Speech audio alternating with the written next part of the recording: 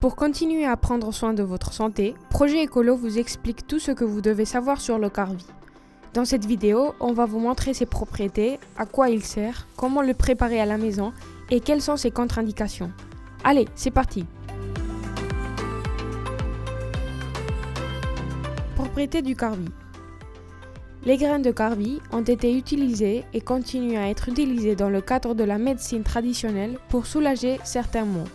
Parmi les propriétés de ces graines, on trouve des propriétés analgésiques, antiseptiques, toniques, digestives, carminatives, antispasmodiques, diurétiques et antiparasitaires. À quoi sert le carvi?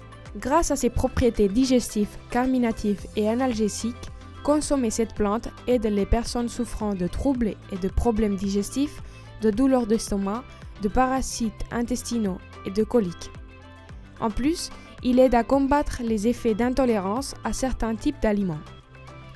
Saviez-vous que l'ashwagandha soulage la douleur inflammatoire? Découvrez-en plus sur ce remède naturel dans la vidéo ci-dessus.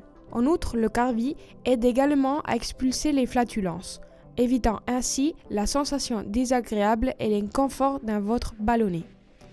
D'autre part, grâce à ses propriétés antispasmodiques, le carvi est également utilisé pour prévenir les spasmes du système digestif, ainsi que pour l'apparition de crampes et autres douleurs musculaires.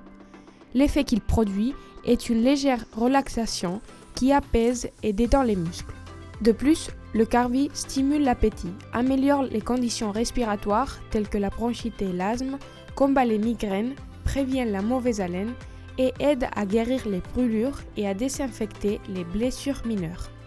Il est également utilisé pour réduire les maux de dents et les douleurs menstruelles. Enfin, en raison de ses propriétés diurétiques et carminatives, de nombreuses personnes l'utilisent depuis quelques années pour perdre du poids et maigrir.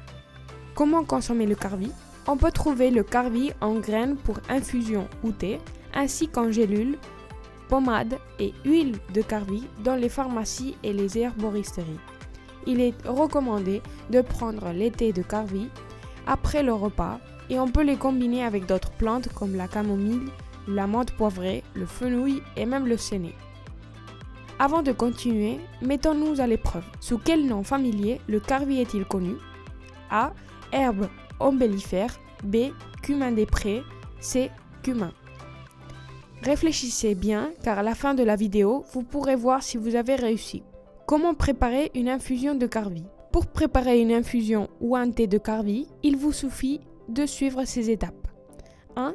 Faites bouillir 2 verres d'eau dans une casserole et quand elle bout depuis 1 minute ou 2, éteignez le feu. 2. Ajoutez une cuillerée de graines de cette plante ou du mélange que vous avez choisi de faire. 3.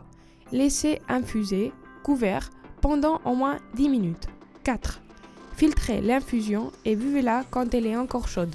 Contre-indication du carvi. On vous conseille de demander directement à votre médecin avant de consommer du carvi. Ce remède n'est pas recommandé pendant la grossesse ou l'allaitement. Il est également contre-indiqué pour les enfants et les personnes allergiques à l'un de ses composants. Si vous en consommez en excès, il peut créer une légère dépendance à cause des huiles qu'il contient. C'est pour cela qu'il doit toujours être pris en quantité modérée. Et pour en revenir à la question qu'on vous a posée précédemment, vous y avez déjà réfléchi? La réponse correcte est la B. Le carvi est également connu sous le nom de cumin des prés. Si vous souhaitez découvrir d'autres remèdes naturels, ne manquez pas la playlist qu'on vous laisse ici. Dites-nous, vous envisagez de commencer à consommer du carvi? À la prochaine les écolos!